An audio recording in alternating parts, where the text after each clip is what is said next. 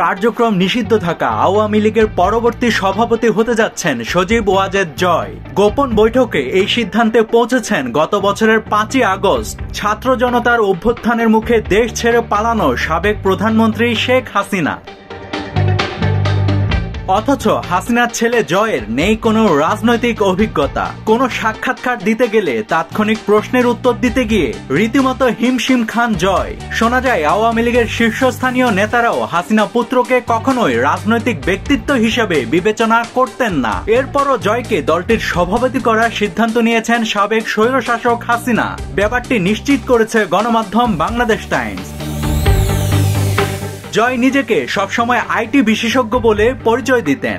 সম্প্রতি আবার তার বিরুদ্ধে দুর্নীতি দমন কমিশন দুদক সম্পত্তির হিসেব লুকোনো এবং বিপুল পরিমাণ অর্থ পাচার সহ নানান গুরুতর অভিযোগ এনেছে। তবে তিনি এসব অভিযোগকে মিথ্যে বলে দাবি করেছেন। তাছাড়া তিনি দুদককে সরাসরি চ্যালেঞ্জ জানিয়েছেন, এমনকি হুমকি দিয়ে বলেছেন তার আনলিমিটেড আগ্নেয়াস্ত্র আছে, তাই দুদক তার ভার্জিনিয়ার বাড়িতে ঢুকতেই পারবে না।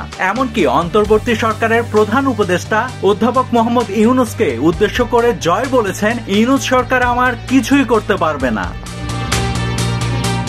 এদিকে বহু আগ থেকেই আওয়ামী লীগের কেন্দ্রীয় অংশের সংস্কারপন্থীদের অপছন্দের তালিকায় ছিলেন হাসিনা পুত্র জয়। দেশের রাজনীতিতে তার যোগাযোগের কোনো ঘনিষ্ঠতা নেই, এমনকি তাকে নিয়ে বিগত সরকারের সময়ের নানান অভিযোগে এখনো বিতর্ক চলছে।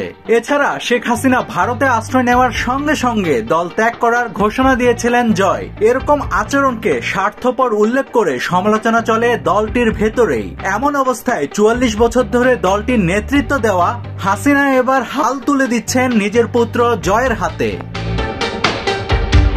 ক্ষমতাচ্যুত হওয়ার পর কার্যক্রম নিষিদ্ধ ঘোষিত এই দলটি এখন নেতৃত্ব সংকটে ভুগছে। পাশাপাশি জুলাই গণহত্যার সংশ্লিষ্টতা নিয়েও আন্তর্জাতিক চাপের মুখে রয়েছে দলটি। একের পর এক হাজির হচ্ছে শেখ হাসিনার কল রেকর্ডের প্রমাণাদি। আর কয়েক মাসের মধ্যে তার চূড়ান্ত শাস্তি হতে পারে বলেও আশঙ্কা করছে দলটি। নাভিদ হাসান, সোনালী নিউজ।